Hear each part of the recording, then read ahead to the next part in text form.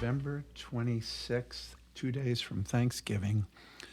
And it's kind of like a week of tremendous prep, getting ready for Thanksgiving and That's travel. what I was saying. You never know what to eat for your meals before Thanksgiving comes, because you know that's all you're going to do on Thursday. Yeah, people bring pies. I went into the bakery that I love to go in Kings Park, and you couldn't even get in there because they had racks of pies and cakes, and just almost to the ceiling. And people are buying left and right stuff to bring when they go to visit family or friends. Sure. So it was really kind of an interesting week, and nobody's completely focused on their work because of, taking off.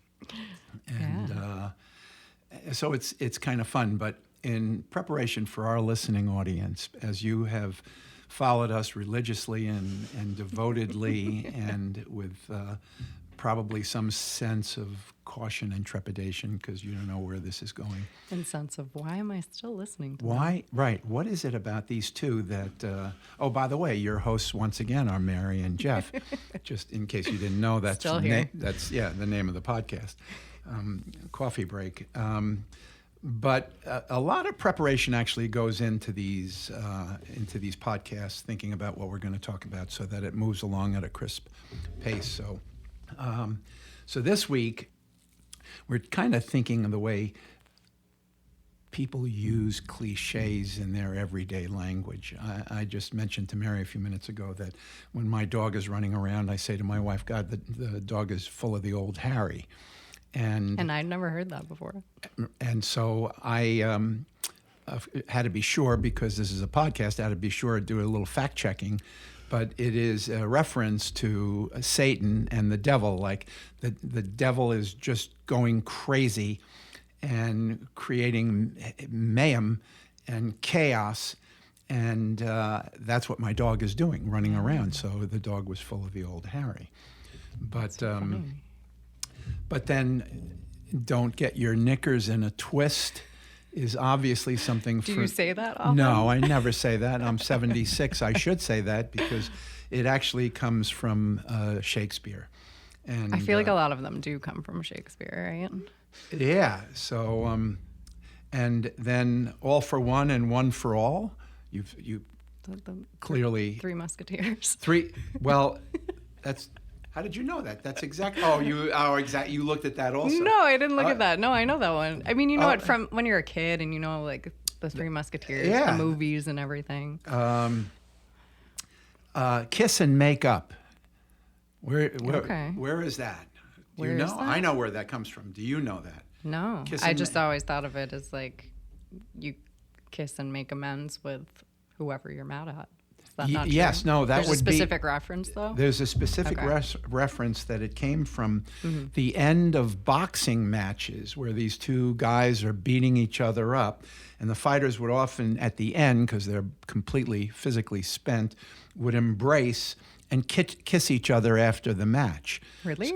Yeah, well, not kiss on the lips, but, like you kiss like the way kiss a man on the cheek. Kiss on the cheek. Men Does that still happen? Maybe. I don't know all the time. know. I don't watch boxing matches. But I know. There was just a big one the other weekend. I know. But I didn't really watch it either. I did watch it on, not YouTube, but Netflix had sponsored It was Mike Tyson. Mike Tyson, I can't remember the other guy. The other guy, Irish guy, very ferocious looking. Yeah. But that guy, the ferocious looking one, why can't I remember his name? See, if we had a call-in, we'd have our listening audience call in and say, hey, you idiots, that was, so-and-so. That guy. Jake Paul? That guy was so enamored of Mike Tyson that he couldn't really fight him. They were just sparring for the entire 7 rounds. They never really tried to hurt each other. And the people that were watching and paid $250 or $1,000 for their seats were really ticked off that they didn't get a real fight. They were getting two people that were friends. Just hanging out. Just hanging out, so each would get a $20 million right. Payday on that. But we don't know if they kissed at the end. They did. They did? They did. Okay. So Mike Tyson kissed him at the end. and That's nice. I didn't know that was a boxing that thing. I didn't think. I mean, it's such a weird thing. There could be so many better explanations for kiss and make up than It boxing. makes sense though. Let's see. What else do we have? Cat got your tongue. Yeah. I don't know the backstory to The that. backstory on that was in the 1800s, you had these big sailing vessels, and sailors that were responsible for keeping a secret that a higher officer had given them and didn't want the crew to know. So they, even though it might help the crew to know that there's no more food or something has been poisoned, anyway, the lead officer that gave the crew member the secret would say, if you tell anyone, we're going to slam you with the cat of nine tails. So keep it a secret. So cat got your tongue, like the cat of nine tails would be such a fear factor that you wouldn't spill your guts. And That's a good one too. well, yeah, well, it's not exciting. I Do can you see. use that one? No, No. I maybe once with grandkids, and they looked at me like, "What are you talking about?" and then walked away from me. That's the thing. It's funny. It's funny to see which ones have lasted throughout the years. Do you have any that you have researched, or you just? Well, I looked up a whole list of cliches because I was like, I probably don't say that many. There's so many that I say that I never really thought about before. I mean, one I remember my mom always saying was 6 of one, half a dozen of another. Yeah, I don't get that. And it just means basically same. some things are the same thing. Yeah. But Right. always hearing that as a kid, I didn't know what it meant. It was just this string of words to me that sounded cool. Right. And then 6 of one one, day I had actually, I realized, Figured it. oh, okay, it's just different ways of saying the same thing. Same thing. So, But whatever. it just sounded so cool to me. In the nick of time. Sure, yeah. You've heard that. We just got that in the nick of time, and that dates back to the 1500s, when the word nick was meant to be a critical moment. That word was used quite often when you were saying, "Oh, I've got to be at this meeting. I have to be there in my nick of time was 3:00." Mm-hmm. So it carried over. The phrase was initially just in the nick, Mm-hmm. but now it's in the nick of time, and also very not very exciting. People that are listening to this are leaving already. Don't leave. We've got another one that's even better. I think mine are pretty self-explanatory, though. I don't think there's a lot that dropping like flies. I mean, maybe there's a story there, but I don't know. Dropping like flies. I don't never seen a fly drop. I've well, I always think it's seen when it- you kill one. Oh, then it drops. drop, But right? That's not what I thought. I never get them. They just keep flying around. And that. Hold your horses. Well, yeah. How's that? Do we know that? No, we I don't know. know. I Okay. can look it up though. I can look it up. But while you're doing that, how about crying over spilt milk? Oh yeah. That comes from the 1880s, and it tells the story of a man who'd just been robbed, and despite being robbed, he responded, "Hey, it's no use crying over spilt milk," and that's how that whole thing started, because he had been robbed. I do say that one. Yeah, to the kids Yeah, because they spell things all the time. all the time, Yeah. right? No, all is fair in love and war. And I have no idea where that came from, just so you know. This was just a little warm-up for the rest of the podcast, because although there's a number of cliches that we probably all use, most of them aren't worth discussing. Let's see. So I guess hold your horses. One of the earliest instances of it being used was in the Iliad by Homer, where one of the people is told to hold your horses during a chariot race where he was driving crazily. And he held his horses while, so they wouldn't, overthrow the chariot. And then I started by saying all that glitters isn't gold, and that was a William Shakespeare thing. He wrote, and this is 16th century, all that glisters, not glistens, all that glisters is not gold. And that's how all that glitters isn't gold. Yeah. Again. And I mean, Shakespeare also came up with a lot of words that we still use today, too. It's not Shakespeare is one of those guys. I haven't read him. I would probably get the annotated version of whatever. The Cliff Notes. The Cliff Notes.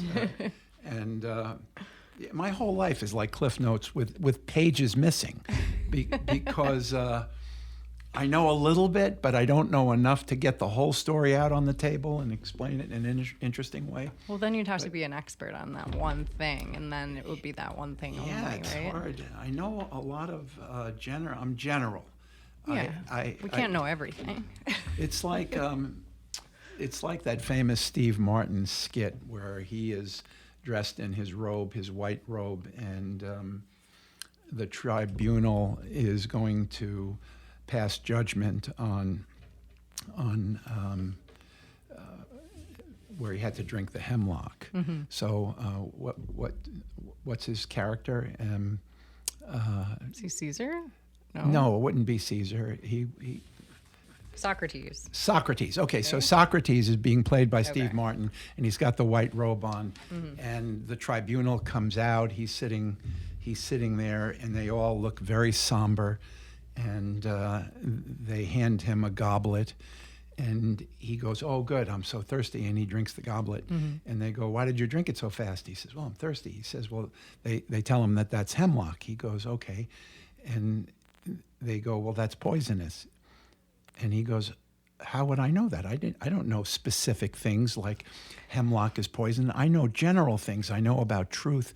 I know love. I know about the stars. I don't know that hemlock is poison." And with that, he starts to gag and he falls to the floor and he's dead. It's one of the great skits of all time.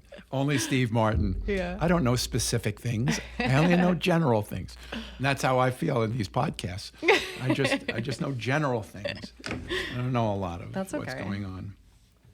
But I came up with this twist to make things interesting, and Mary can do this next week if she wants to. Okay. But right now, this is just me to you. Oh, wow. I was thinking about what we would talk about, and Mary's only 36, folks, and I'm 76, so there's 40 years here.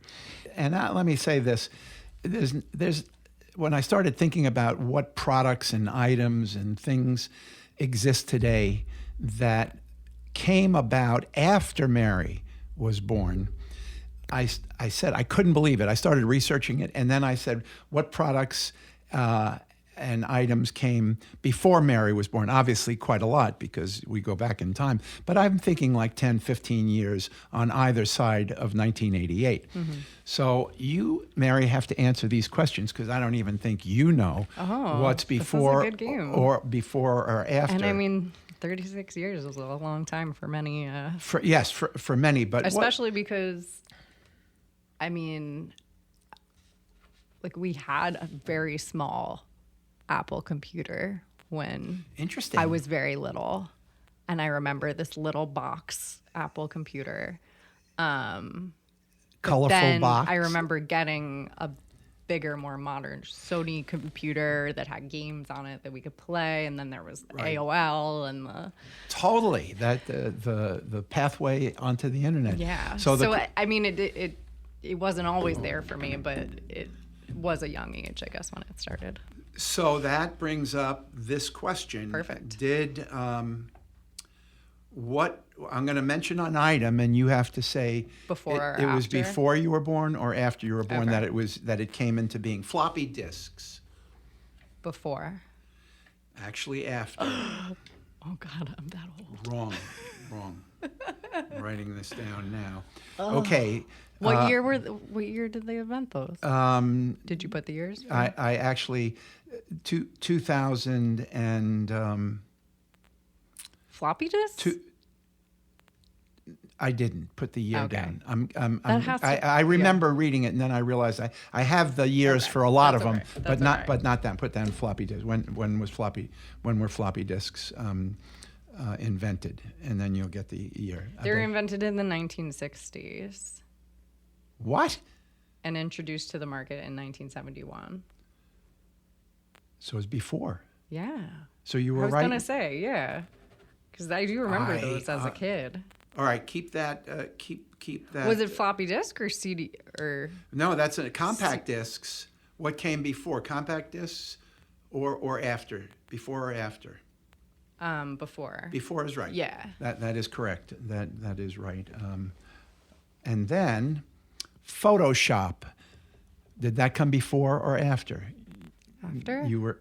That is correct. Okay. Photoshop's a powerful tool. We Yeah, use yeah, it all yeah, the we time. use That it, came. yeah. Okay, that's okay. This is really exciting now. We're How about the food lean cuisine? Was that before or after? Lean cuisine. Lean cuisine. Before. That is correct. Okay. God, you're good at this. That is right. my gosh. Here's one: the space shuttle. When the space shuttle started making those trips, Before.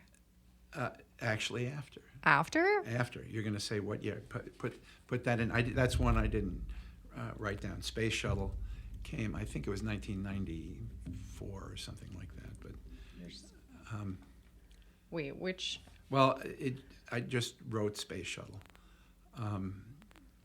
There were quite a number of them flights. Because the first space shuttle Was in 1981. that qualifies as before. Obviously, folks, this is a podcast you will never hear because we're not putting fact this up. checking. No, We're it's gonna- good. We're fact checking here. So this has to be moved over to that column. Okay. You I- got to check your sources. I have to be more. I did this last night. So, chicken McNuggets, is that before or after for McDonald's? I mean, I remember eating them as a child, So I think. Do you remember McDonald's breakfast being a much bigger deal? I remember that being a bigger deal as a child, like getting the pancakes. Do they even sell pancakes anymore? They do. Oh, They do? They have great Oh. pancakes. Yeah, I remember having a Oh, McDonald's hotcakes. breakfast birthday party. Oh yeah, no. And you had still have- pancakes and you went in the little play area. Yes, there's yeah, things have changed. It's Yeah. become a little bit more gentrified, but It's more modern when you go into it. I don't think they really have the play places anymore. They just have a fancier looking restaurant Precisely. area. Yeah. But McNuggets came before you were. Okay, that makes sense. And then, how about the beer, Bud Light, before or after? Before. That's correct too. Okay. What do you know too much. And then here's an obscure thing: camera phones. Camera phones? Camera phones. Phones that had have cameras in them. after. That's correct. Yeah.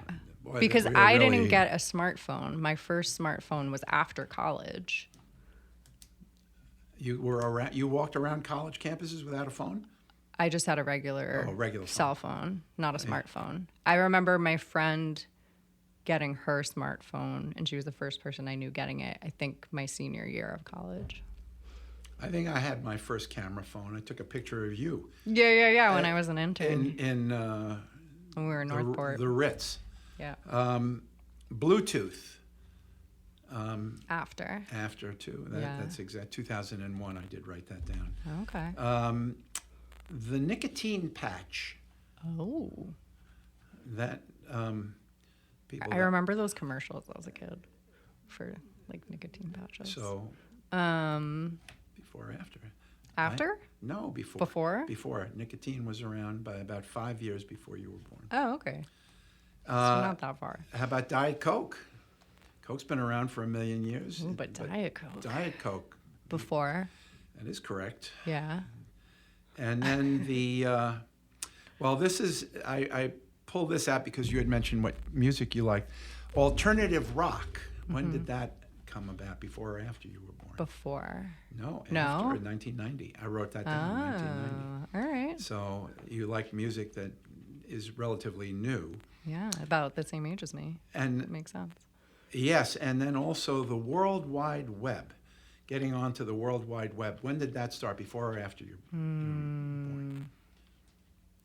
After? It is after, but just 2 years, 1990. Yeah, So, that makes sense. And then 8-track players. Before. That is correct too. Yeah.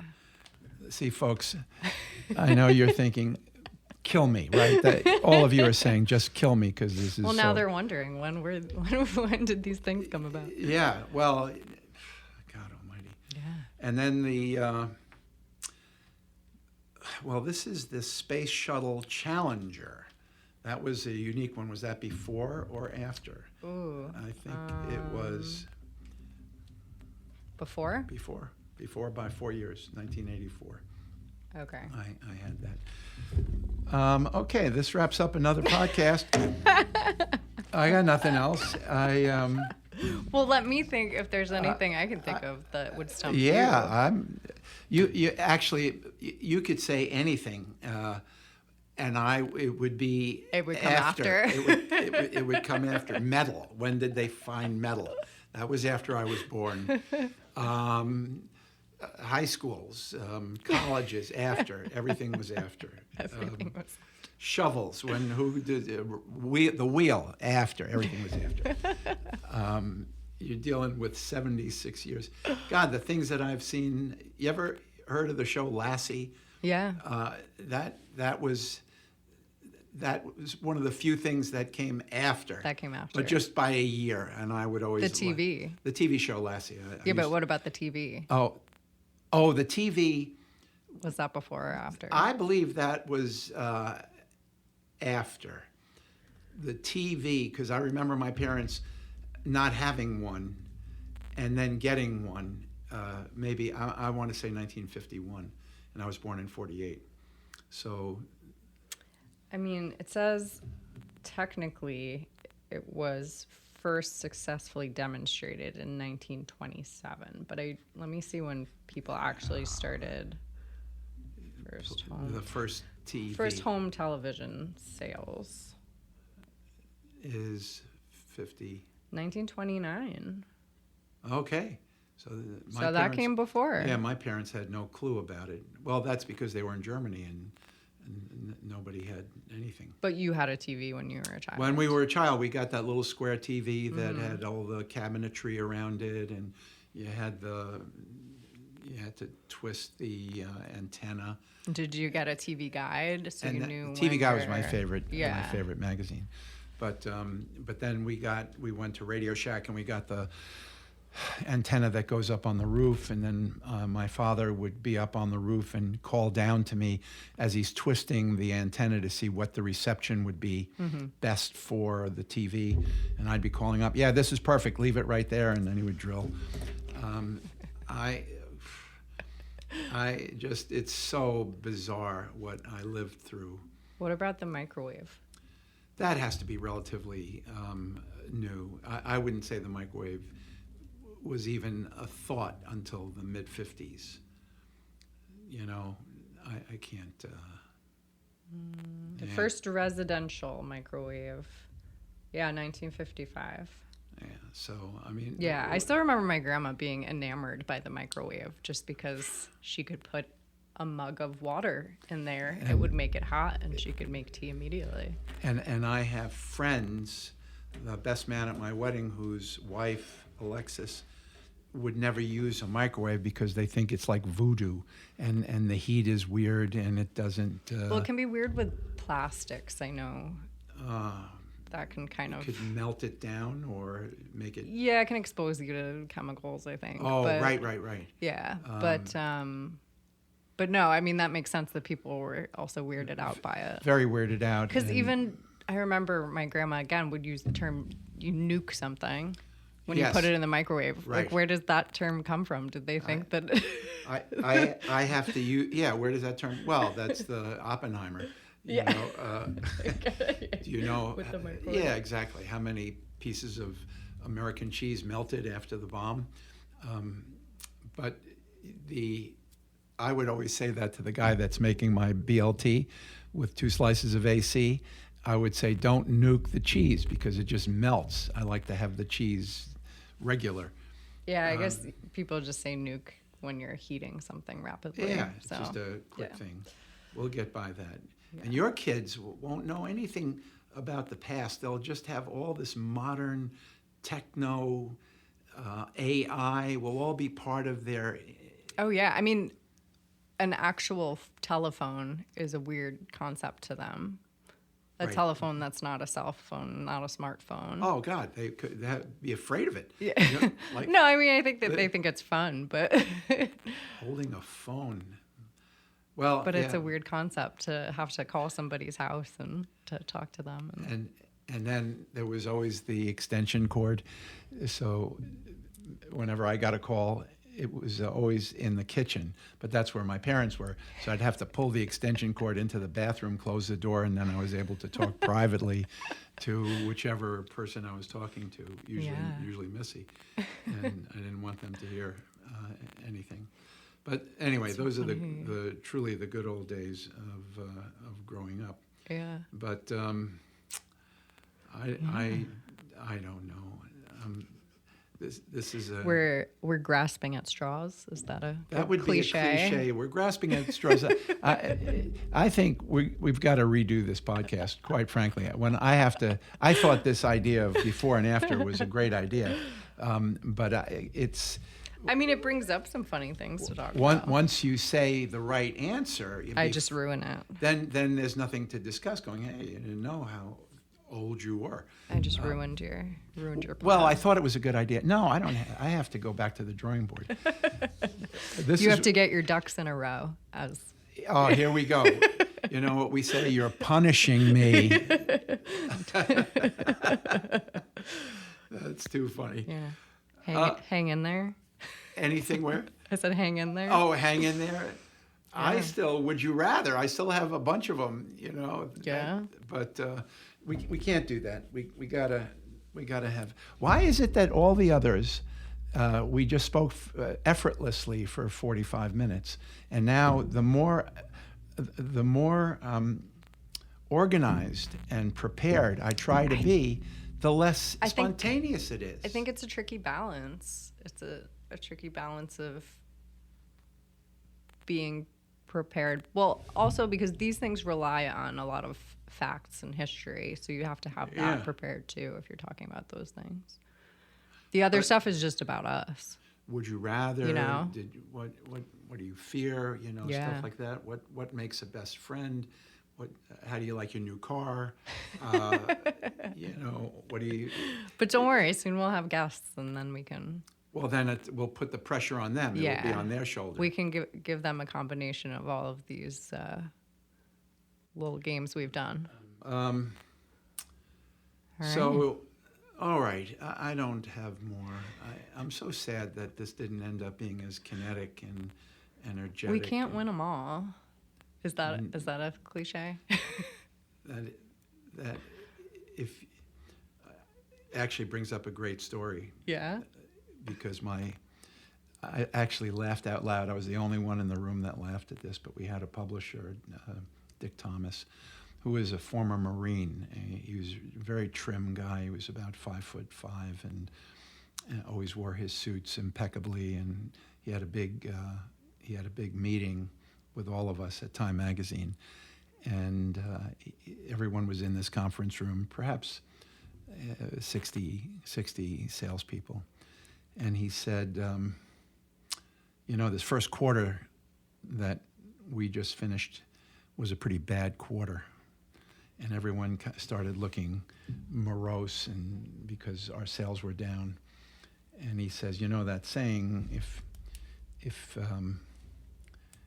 if you lose the first one, you can't win them all. And I found that to be so funny. If you lose the first quarter, you can't win them all. And I started to laugh because I thought he's being jovial in a very intellectual way. Yeah. If you lose the first one, you can't win them all. Yeah. And so everyone looked at me like, what, do you want to be fired? And I said, no, that's very clever. If you lose the first one, you can't win them all. And he looked at me, and we ended. It was supposed to be funny, so so you got it. So thank God I laughed at the right moment. But he was one of those guys that he just had a way Oh, then he saved it all. He saved everybody after he put everyone on the edge of making them feel bad because the first quarter was a lousy quarter. He said, but I hate to think that if we didn't have the talent that is in this room, how bad the rest of the year would be, because you guys are the best there is. Once again saying, hey, you're so good, we're going to have a good Right. rest of the year. If you weren't that good, the whole year would be a collapse. And he talked like that in these mysterious... think about it. That you had to think about it. So Aw. it was an offhanded compliment, and I somehow... This is just not working. I am really sorry, folks, ladies and gentlemen. That's all right. Next time we're going to have an interview with somebody, even though we keep saying that. It's going to happen Yeah, this we'll next do episode. that. Next time, we'll have this thing set up with TJ, and then will we do one right then? We could do Yeah, we can do it right then. it right then, because he'll be here to monitor the new equipment. All right. Should we call it a day? Is that a cliche too? Yeah, I think we better wrap it up before I kill myself. End scene.